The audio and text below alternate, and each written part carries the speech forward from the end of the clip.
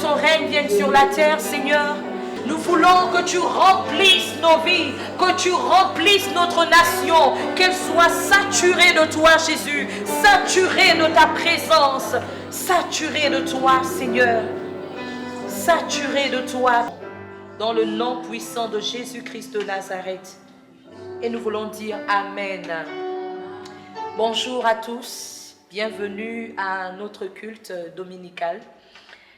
Que l'Éternel vous bénisse. Nous espérons que nous allons passer ensemble un culte extraordinaire, un culte merveilleux, un culte puissant. Alléluia. Et le thème de notre message de ce matin s'intitule « La persévérance dans l'épreuve ». Alléluia. Et pour cela, avant de commencer, je voudrais, avec les chantres, chanter ce merveilleux cantique qui dit « Compte les bienfaits de Dieu ». Alléluia. Est-ce que quelqu'un peut dire Amen de là où il est? Compte les bienfaits de Dieu. Dis avec moi, j'ai besoin de compter les bienfaits de Dieu dans ces temps. J'ai besoin de prendre conscience et de réaliser combien de fois Dieu a été bon envers moi. Au-delà de l'épreuve, la bonté de Dieu n'a pas changé. Au-delà de l'épreuve, Dieu reste fidèle. Au-delà de l'épreuve, Dieu ne change pas. Dieu reste le même. Sa bonté n'a pas changé. La Bible dit que les bontés de l'Éternel ne sont pas épuisées. Ses compassions ne sont pas arrivées à leur terme, mais elles se renouvellent chaque matin. Alors je voudrais que tu dises encore à Dieu, merci pour tes bontés. Si tu es en vie ce matin, tu arrives à parler ce matin, c'est grâce à la bonté, à la fidélité de Dieu. Alléluia. Alors je voudrais qu'ensemble, avec nous, tu puisses chanter ce merveilleux cantique. Alléluia. Compte les bienfaits de Dieu, mets-les tous devant tes yeux. Tu verras en adorant combien le nombre est grand. Compte-les, mets-les tous devant tes yeux. Tu verras, combien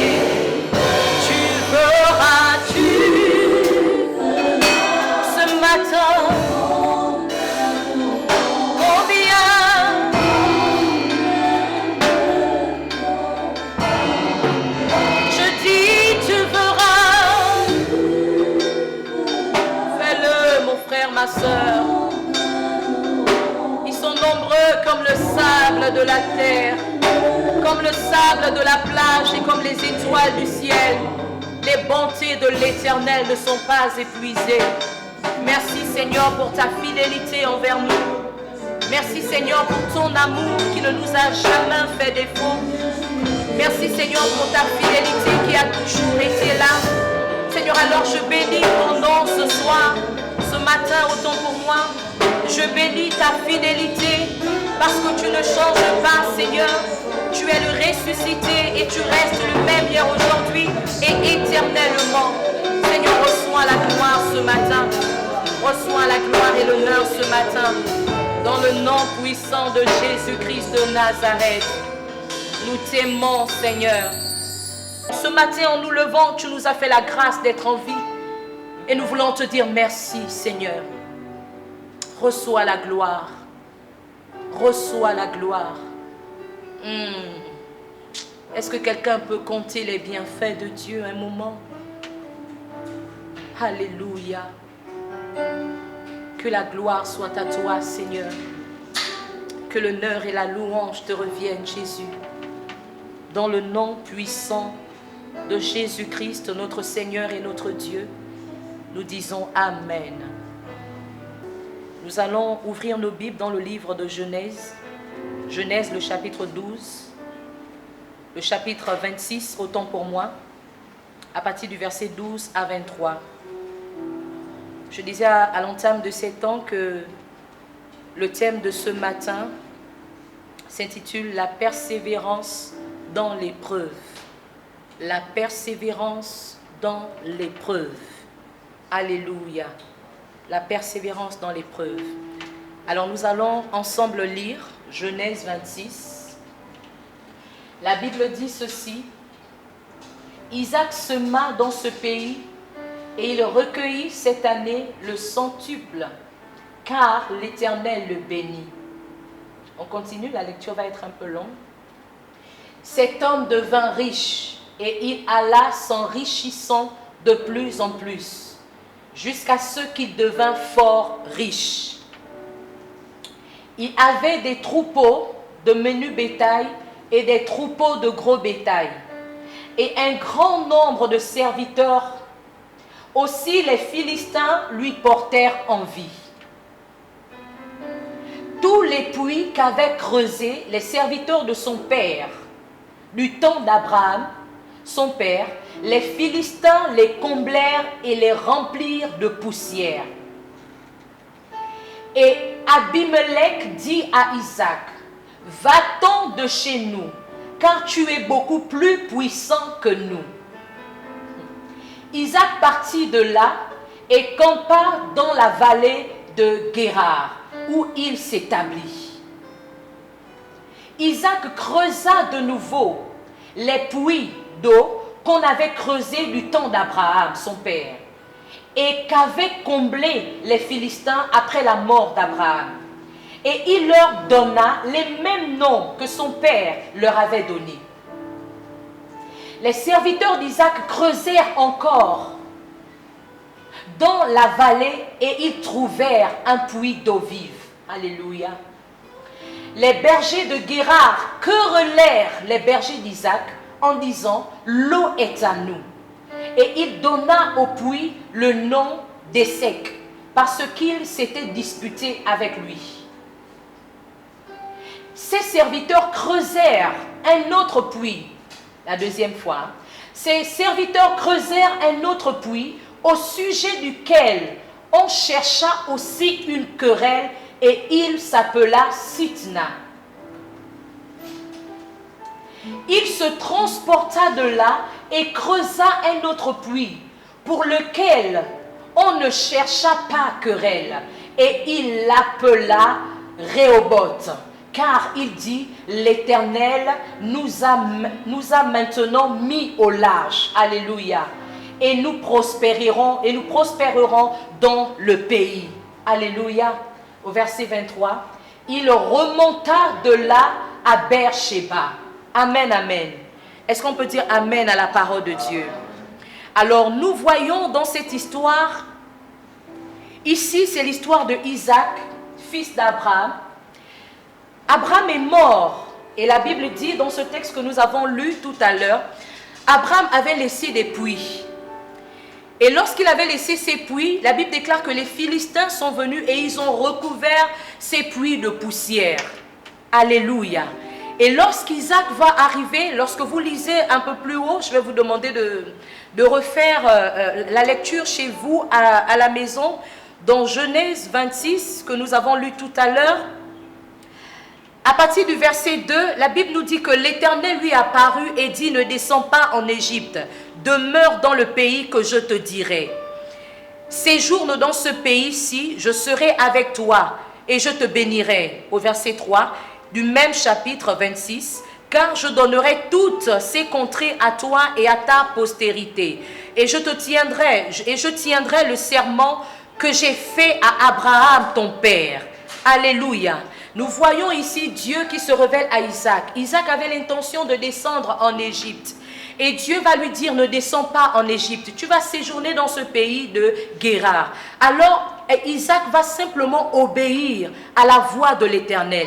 Et c'était dans ce pays, dans cette contrée, à cet endroit même que son père, Abraham, avait creusé des puits. Les puits que les Philistins étaient venus refermer. Nous pouvons considérer alors que ces puits étaient un héritage qu'Abraham avait laissé à son fils Isaac. Alors que Isaac va obéir à la voix de l'Éternel, la Bible dit que lui et ses serviteurs vont se mettre à creuser à nouveau. Est-ce que quelqu'un peut dire avec moi creuser? Ils vont se mettre à creuser à nouveau ces puits qu'avaient bouchés, ces puits qu'avaient fermés les bergers de Guérar. Dans cet endroit dans lequel il se trouvait. Alléluia.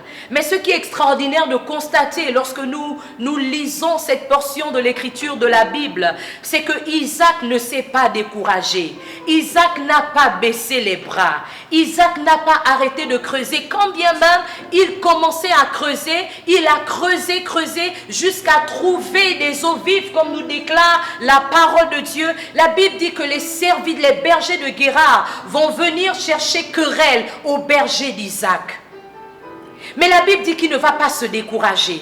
La première fois, il va repartir à un deuxième puits, un autre puits qu'avaient fermé ces Philistins. Il va creuser à nouveau. La Bible déclare que ces bergers vont revenir. Ils vont dire que c'est leur terre. Ils vont dire que c'est leur eau. Mais ce qui est extraordinaire de constater, c'est que Isaac, encore une fois de plus, ne va pas lâcher. Et lorsqu'ils vont trouver ce puits, la Bible déclare qu'à ce puits-là, à ce troisième puits, autant pour moi, il ne va plus y avoir de querelle. Amen, amen. Il ne va plus y avoir de querelle. Quel est mon point ce matin? Je voudrais m'adresser à une catégorie de personnes ce matin. Je suis venu dire à quelqu'un qui est certainement découragé. Je suis venu dire à quelqu'un qui a baissé les bras alors que nous avons l'impression que tout s'est arrêté, le monde s'est arrêté. Mais je voudrais dire à quelqu'un ce matin, au-delà du fait que le monde se soit arrêté, comme a dit quelqu'un, le monde est certainement en pause. Mais je voudrais te dire que Dieu, lui, il n'a pas arrêté de manifester sa bonté envers toi et moi. Est-ce que tu peux dire amen à cela? Alléluia. Tu es certainement découragé, ton cœur a été rempli. Tu as laissé ton cœur se remplir par la peur, par la panique, par tout ce que tu entends, par les informations que tu entends à la télévision, par tout ce que tu peux voir, par tout ce que tu peux entendre. Ton cœur s'est rempli certainement de peur, certainement de découragement, certainement de panique. Mais je voudrais te dire ce matin, ne te décourage pas. Persévère. Il y a plusieurs voix qui se sont levées en toi. Il y a plusieurs voix qui sont montées en toi. Au nombre de ces voix, vous entendez des gens vous dire autour de vous, à vos lieux de travail, là où vous allez, lorsque vous marchez, ces personnes qui savent que vous êtes des chrétiens, que vous êtes enfants de Dieu, vous entendez ces personnes vous dire, vous entendez des personnes dans les réseaux sociaux dire de tels propos, où est le Dieu? Où est leur Dieu? Où est le Dieu des chrétiens? Mais je voudrais te dire ce matin que notre Dieu est là. Notre Dieu est là. Notre Dieu est là et il ne nous abandonnera pas. Il est avec nous. Alléluia. Isaac avait des raisons de se décourager. Isaac avait des raisons de baisser les bras. Mais il n'a pas baissé les bras. Il ne s'est pas découragé. Ces puits, comme je le disais tantôt, étaient un héritage que lui avait laissé son père, Abraham. Alléluia. Et c'est comme nous aujourd'hui, nous sommes tous Gabonais. Nous appartenons à cette terre. Je suis venu dire à une femme ce matin, je suis venu dire à un homme ce matin, nous n'avons pas un autre pays de rechange. Nous n'avons pas une autre terre de rechange. Nous n'avons que notre pays, le Gabon. Alors tu ne dois pas te décourager. Tu dois continuer à persévérer dans la prière. Quel que soit ce que tu entends, j'ai envie de te dire, creuse comme Isaac a creusé. Quel que soit ce que tu peux voir, j'ai envie de te dire, creuse comme Isaac a creusé. Isaac ne s'est pas découragé. Est-ce que quelqu'un peut dire Amen avec moi ce matin? Alléluia. Notre Dieu est fidèle. Amen, amen. Notre Dieu est fidèle. Alors que nous lisons ce récit, alors que nous lisons cette histoire, nous constatons en fait, j'ai envie de répondre aux interrogations de quelqu'un, certainement, nous constatons lorsque nous allons un peu plus haut, ce n'est pas Isaac qui a décidé de se retrouver à Guérard. C'est Dieu qui lui demande de descendre. C'est Dieu qui lui demande d'aller à Guérard. Et c'est Dieu qui lui dit que c'est là-bas que je te bénirai. Dieu n'est pas un menteur. Lorsqu'il nous dit, lorsqu'il nous a dit de la bouche de ses prophètes, que c'est dans cette nation qu'il nous bénirait, que c'est dans ce Gabon qu'il devait nous faire du bien, que c'est dans ce Gabon qu'il devait nous bénir, qu'il y a des richesses immenses que nous ne connaissons même pas encore dans notre nation gabonaise. Dieu est-il un menteur? J'ai envie de dire non. Dieu savait, pendant qu'il disait à Isaac de descendre à Guérard, il savait, parce qu'il est omniprésent, omnipotent, omniscient, il connaît toutes choses à l'avance. Dieu connaît toutes choses à l'avance. Il savait que son serviteur traverserait des difficultés. Il savait que son serviteur traverserait des problèmes. Dieu était au courant de cela. C'est Dieu qui lui a demandé de descendre. J'ai envie de nous dire que Dieu était au courant de ce qui nous arrive maintenant. Mais cela ne remet pas en cause le fait qu'il reste Dieu. Et il ne nous abandonnera pas comme il n'a pas abandonné Isaac. Et pendant l'épreuve, Dieu s'est-il révélé à Isaac? Non. Nous remarquons que pendant que ces bergers de Guérard étaient en train de faire des querelles à Isaac et à ses bergers, Dieu était silencieux. Mais ce n'est pas parce que Dieu est silencieux que Dieu n'est pas là. Ce n'est pas parce que nous avons l'impression qu'il y a un gros nuage sombre posé sur le monde entier que Dieu n'est pas là. Dieu est là. Dieu est là. Et sa fidélité est grande envers nous. Continuons de nous rappeler simplement des promesses de Dieu. Continuons de persévérer dans la prière et ne lâchons pas.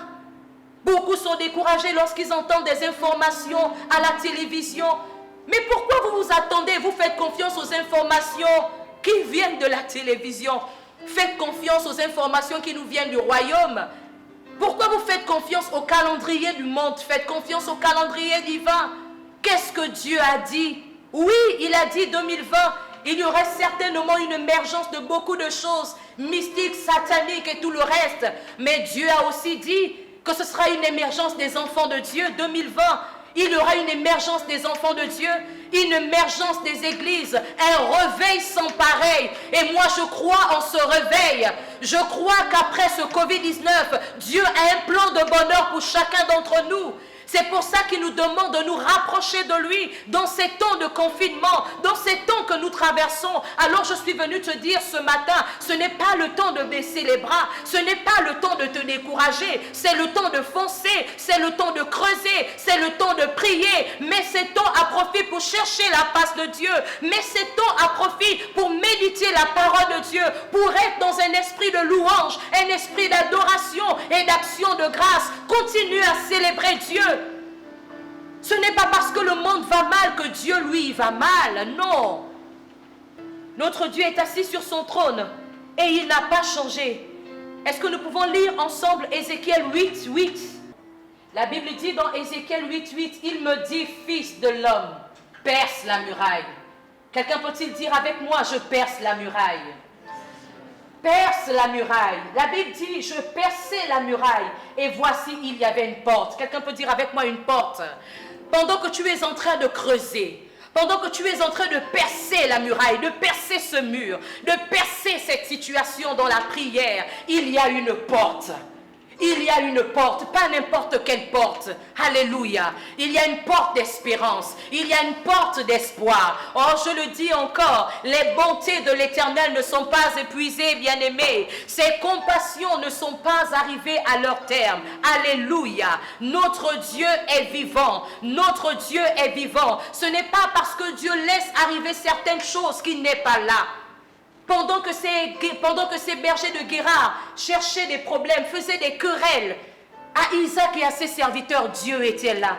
Et il était au courant et il voyait tout. Alléluia. Alléluia. Mais Isaac n'a pas baissé les bras. Je suis venu dire à quelqu'un ce matin, Dieu est là. Dieu est là. Le lion de la tribu de Juda est là. Alléluia. Je me souviens de cette histoire dans les évangiles de Marthe et de Marie et de leur frère Lazare. La Bible déclare que Lazare va tomber malade et il va mourir. Alors que Lazare va tomber malade, la Bible déclare que Marthe et Marie vont envoyer des gens pour faire appel à Jésus. Ils vont envoyer des nouvelles de là où Jésus était pour lui dire que ton ami Lazare est malade, il faut que tu viennes. Jésus était certainement occupé à faire quelque chose d'important aussi, je le crois. C'est pour ça qu'il avait pris autant de temps. Mais la Bible nous dit que Lazare va mourir. Un jour, 2 jours, le 3e jour, le 4e jour, Lazare sentait déjà. C'est là que notre Seigneur Jésus va décider d'arriver. Oh, je suis venu dire à quelqu'un ce matin, je suis venu dire à Dieu ce matin, Dieu n'est jamais en retard. Dieu avec moi, Dieu n'est jamais en retard. Mon Jésus n'est jamais en retard. Il n'est jamais trop en avance non plus, mais il est toujours à l'heure. Alléluia. Notre Dieu est à l'heure. Marthe et Marie se disaient certainement que Jésus était arrivé en retard. Et elles ont dit que si tu avais été là, notre frère Lazare ne serait pas mort. Mais elles avaient oublié que Jésus leur avait dit ceci. Ne t'ai-je pas dit que si tu crois, tu verras la gloire de Dieu? Alors j'ai envie de dire à un homme, à une femme ce matin, crois simplement. Persévère. Parce que notre Dieu n'a pas changé. Comme Isaac garde la foi. Persévère. Continue de creuser, continue de chercher l'Éternel, continue de t'attacher à lui. Mets ces temps à profit, non pas pour te reposer, non pas pour te balader, non pas pour faire je ne sais quoi, mais mets ces temps à profit pour chercher le Seigneur, pour entendre sa voix, pour être rempli dans sa présence, alors que tu entendras des informations qui sont certainement contraires à ce que tu voudrais entendre, parce que tu as été plein de Dieu dans sa présence, parce que tu as creusé, parce que tu as fait confiance à l'Éternel. Ces événements, ces informations ne vont pas atteindre ta foi. Elles ne vont pas te tuer. Alléluia. Persévère. Ce n'est pas le moment de baisser les bras. Ce n'est pas le moment de t'asseoir. Parce que de la même manière que Jésus était en chemin, lorsqu'il était en chemin dans cette ville pour aller à Béthanie, à la rencontre de Marthe et de Marie, j'ai envie de te dire ce matin que notre Jésus est en chemin. Il est en chemin vers notre nation. Il est en chemin pour secourir le monde. Il est en chemin pour venir à notre secours. Il est en chemin pour nous laver. Il est en chemin pour apporter la guérison. Alléluia. Il est en chemin. La Bible dit, nous allons rapidement lire pour terminer, Ésaïe 60, le verset 1. C'est un verset que j'affectionne énormément. C'est un verset que j'aime beaucoup. Et je crois que notre Dieu est fidèle. Il est réellement en chemin et il arrive. Alléluia. Il arrive. Il arrive. Alors pendant que notre Jésus est en chemin, continue de creuser, continue de persévérer. N'abandonne pas. N'abandonne pas. Plusieurs dans la Bible sont passés par des situations difficiles, mais ils n'ont pas abandonné. Ils n'ont pas abandonné. Josué et Caleb étaient face à des géants par rapport à un endroit que l'Éternel avait promis au-delà des géants qui étaient là. Ils n'ont pas eu peur. Ils ont foncé. Alors j'ai envie de dire à quelqu'un ce soir, ce matin, autant pour moi, ne t'arrête pas. La Bible dit dans Ésaïe 60 au verset 1, lève-toi. Lève-toi, sois éclairé, car ta lumière arrive et la gloire de l'Éternel se lève sur toi. La Bible dit, lève-toi, car ta lumière arrive. Dis avec moi, elle arrive. Cette lumière arrive. Alors tu as besoin de te lever. Si tu n'es pas debout, si tu ne te lèves pas, lorsque je parle d'être debout, c'est rester en éveil. C'est rester dans la présence de Dieu. C'est rester dans la prière. Si tu n'es pas debout, si tu ne te lèves pas, cette lumière n'arrivera pas. Cette lumière ne viendra pas vers toi. Alors tu as besoin de te lever. Tu as besoin de te lever et de prier. Tu as besoin de te lever parce que ta lumière arrive et la gloire de l'Éternel, la gloire du Seigneur se lève sur toi. Est-ce qu'on peut lire le verset 2?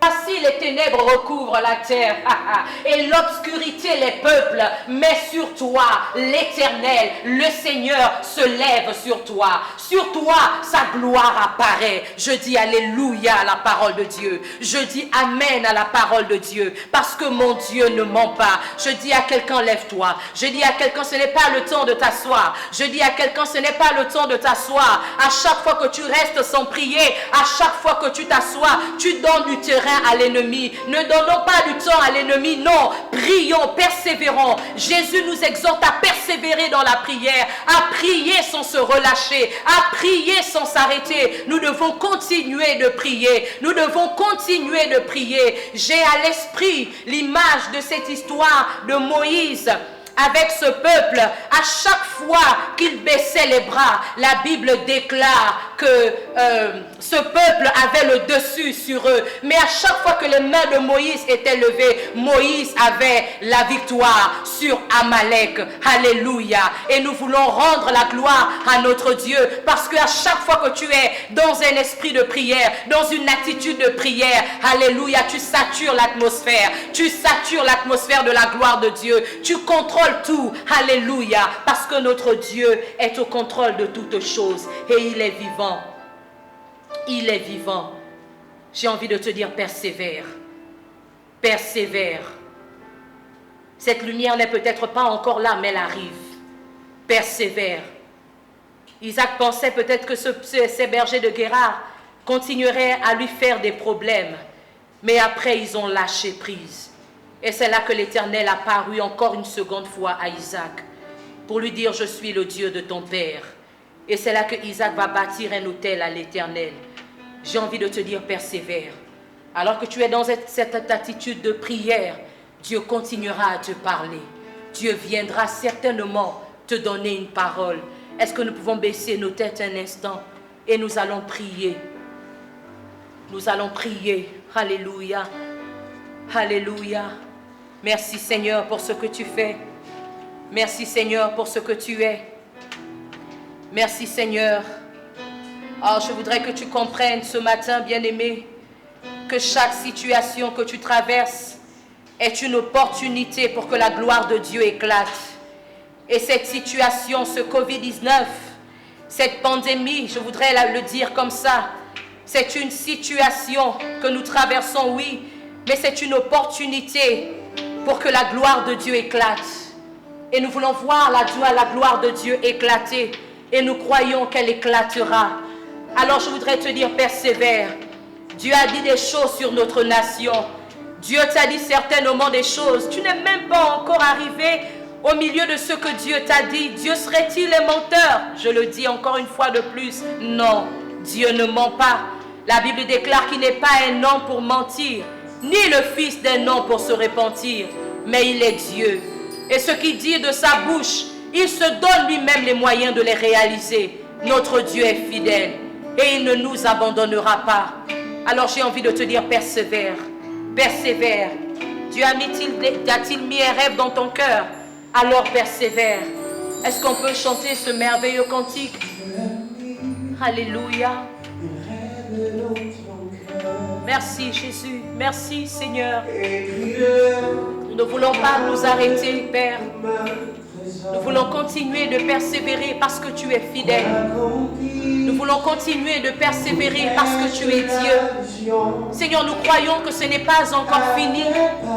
Non, Seigneur, ce n'est pas encore la fin. C'est certainement le début de quelque chose. Mais ce n'est pas encore la fin. Car tu l'as dit, Seigneur, ce n'est pas encore la fin. Et nous croyons que ce n'est pas encore fini, Seigneur. Il y a un après Covid-19, il y a un réveil, il y a quelque chose que tu es sur le point de faire, Seigneur, avec ce peuple que nous sommes. Et nous voulons simplement, Seigneur, avoir la bonne attitude. Nous voulons garder nos lampes allumées. Seigneur, nous voulons garder nos lampes allumées.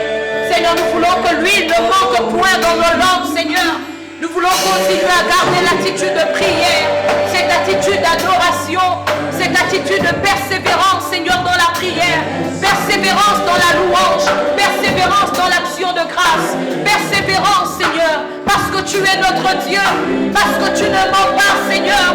Nous croyons que tu es notre Père. Nous ne sommes pas des enfants illégitimes, au-delà de ce que le monde peut dire, au-delà des railleries du monde. Nous avons un Dieu vivant, nous avons un Père, et il accomplira sa parole, il accomplira sa parole. Nous croyons que tu es notre Dieu et que tu ne nous abandonneras pas, Seigneur. Nous croyons que tu as pour nous des projets de paix et non de malheur, un avenir et de quoi espérer. Reçois la gloire, Seigneur. Reçois la gloire, Seigneur. Elle demeure éternelle. Oui, Seigneur, oui, Seigneur. Le monde peut changer, le monde peut bouger, mais toi, tu ne changes pas, Seigneur. Toi, tu ne changes pas, Seigneur. Ta parole est la vérité. Oh. Mais si les choses semblent n'aboutir à rien,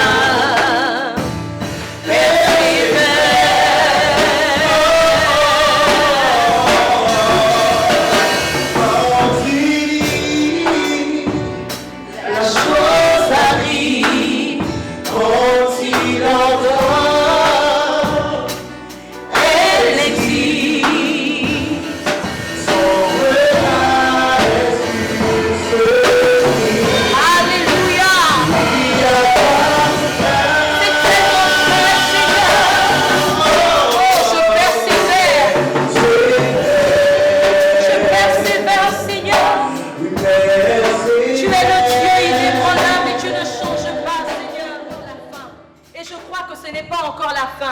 Alors nous allons prier ce matin pour toutes les personnes qui sont découragées, pour toutes les personnes qui ont certainement baissé les bras, pour toutes celles qui croient que Dieu a tourné le dos au monde, que Dieu a tourné le dos à son église, que Dieu a abandonné l'église, que Dieu a tourné le dos à l'Afrique, que Dieu a tourné le dos au Gabon. Je voudrais te dire ce matin que non. Alors nous allons prier pour toutes ces personnes. Et si tu m'entends ce matin de là où tu es, je voudrais que tu te lèves et que tu pries avec moi et que tu dis: Seigneur, merci de me reconforter ce matin. Merci de m'emmener à persévérer, parce que je crois que ce n'est pas encore fini. Tu l'as dit toi-même que tu as pour moi des projets de paix et non de malheur, un avenir et de quoi espérer. Alors je prie maintenant, Seigneur, que tu gardes notre foi, que tu préserves notre foi, que tu augmentes notre foi dans ces moments difficiles. Emmène-nous à persévérer, emmène-nous à nous attacher à toi, emmène-nous à garder espoir. Oh, relève un homme, une femme qui est certainement découragé, relève un homme, une femme qui a certainement perdu espoir, dont la foi est en train de chanceler en ce moment. Relève, Seigneur, cet homme, relève, Seigneur, cette femme, et remplis le cœur de cette personne de tes promesses. Je t'en supplie, Seigneur, je t'en supplie, Éternel, emmène cette personne à relever la tête, emmène cette personne à relever la tête, dans le nom puissant de Jésus-Christ de Nazareth. Alléluia, alléluia.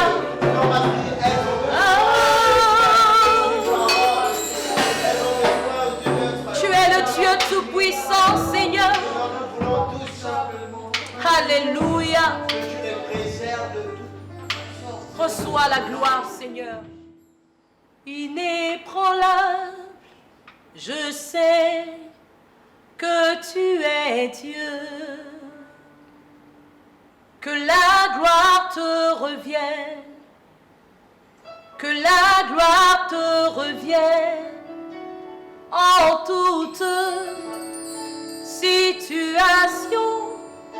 Père, que la gloire te revienne, que la gloire te revienne, inébranlable, je sais que tu es Dieu, que la gloire te revienne, que la gloire te revienne en toute situation, ô Père, que la gloire te revienne, que la gloire te revienne. Seigneur, que la gloire te revienne encore ce matin, que la gloire te revienne, ô Dieu. Seigneur, pour tous ceux qui se passent, que la gloire te revienne. Pour les guérisons que nous observons dans notre nation, que la gloire te revienne. Pour les restaurations dans le monde entier, que la gloire te revienne. Que ton nom soit béni, Seigneur, et que toute la gloire soit à toi. Dans le nom puissant de Jésus. Et nous voulons dire Amen. Alléluia. Gloire à notre Dieu. Gloire à notre Dieu. Alors je voudrais encore nous dire une fois de plus, persévérons, ne lâchons pas, n'abandonnons pas, ne baissons pas les bras, parce que notre Dieu est en chemin. J'ai envie que tu retiennes cela. Dieu est en chemin. Alléluia. Il est en chemin. Il ne nous a pas abandonnés, il ne nous a pas tourné le dos. Il est notre Père. Nous sommes ses enfants. Il nous appelle ses bien-aimés. Alléluia. À toi la gloire, Jésus. Alors que nous avons terminé ces moments, nous allons passer à une autre étape, l'étape des dîmes et des offrandes. Alors si tu as apporté ton offrande ce matin, je voudrais simplement que tu te lèves avec ton offrande de là où tu es, que tu te lèves avec ta dîme de là où tu es. Ce n'est pas parce que nous sommes en confinement ou que nous traversons ces temps que nous allons oublier les bonnes manières. C'est ça la vie chrétienne aussi. Alléluia. Que nous allons mettre de côté les principes bibliques qui ont été établis par le Seigneur. Seigneur, nous te célébrons et nous te rendons la gloire pour ces offrandes que nous t'apportons ce matin et ces dîmes. Seigneur, merci. Merci de les bénir. Merci, Seigneur, pour ta fidélité. Je prie encore, Seigneur, ô Dieu, que la bénédiction qui est attachée à cet acte que nous posons ce matin nous poursuive et nous accompagne chaque jour au nom de Jésus-Christ de Nazareth. Que la gloire soit à toi, Seigneur, dans le nom puissant de Jésus. Amen.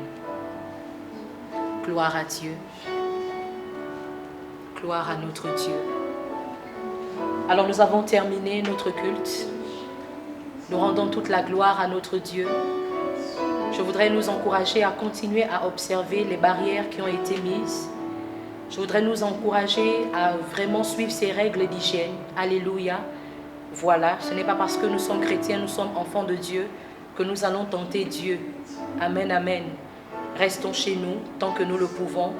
Sortons lorsque c'est essentiel, lorsque c'est nécessaire. Reçois la gloire, Seigneur. Merci pour ces temps passés avec toi. Merci pour ton amour. Dans le nom puissant de Jésus. Amen.